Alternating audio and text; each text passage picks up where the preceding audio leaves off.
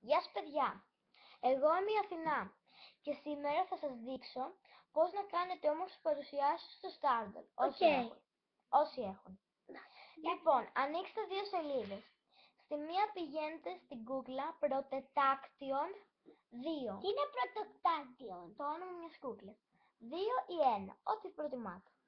Εκεί πέρα εμφανίζει πολλές εικόνες, στυλ γραμματοσυράς, και άλλα διάφορα. Κάντε μπλε αυτό που θέλετε και μεταφέρετε το στη δικιά σας παρουσίαση, στην οποία θα είστε στην άλλη σελίδα που θα ανοίξετε. Μετά, μόλις ολοκληρώσετε, πατήστε αποθήκευση και θα έχουν αποθηκευτεί. Αλλά κάποιοι θέλουν να βάλουν πολλά πράγματα και δυστυχώς αυτό δεν γίνεται. Δεν μπορείς να κάνεις όσο μεγάλη παρουσίαση θες. Εκτός βέβαια και αν είσαι superstar. Superstar, πώς γίνεται superstar? Ναι, αλήθεια, και ροάκι, πώς γίνεται?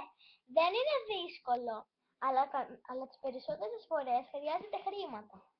Ναι. Αν θέλει να γίνει superstar πιο φθηνά, μπορείς να πάρεις μια κάρτα PaySafe, την οποία πουλάνε στα περίπτωνα με 10 ευρώ. Τόσο ακριβό! Τόσο είναι. Ή αλλιώς να βάλεις 10 ευρώ μονάδα στο κινητό σου. Να πάρεις 10 ευρώ μονάδες για το κινητό σου,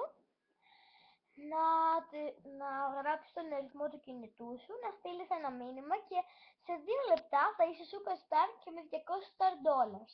Αυτό μπορείς να το κάνεις και με 5 μονάδες. Πρέπει να φορτίσει για λίγη ώρα και μετά Θα ανοίξετε στην σελίδα και να δείτε. Αν τα έχετε πάρει, βγείτε. Βέβαια, μπορείτε να το κάνετε και χωρίς να είστε superstar με 5 μονάδες για να πάρετε σκέτα τα 200 star dollars. Είναι πιο λίγο το ποσό, αλλά οι περισσότεροι θέλουν να γίνουν superstar βέβαια. Μα superstar δεν κρατάει για πολύ. Αλλά άμα το πάρεις από το κινητό, άμα το πάρεις από το κινητό, κρατάει για 2 εβδομάδες.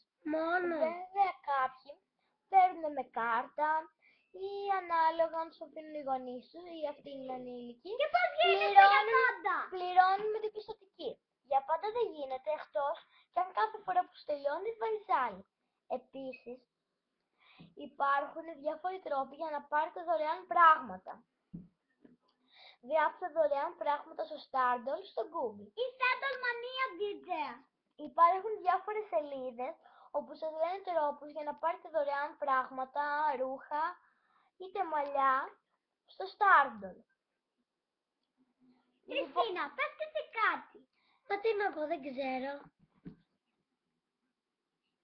Όποιος δεν κατάλαβε αυτά που είπα, μπορεί να επισκεφτεί τη σελίδα Stardoll Mania και εκεί πέρα θα δει πιο αναλυτικά πώς μπορεί να το πετύχει. Αυτά για σήμερα. Αντίο σας!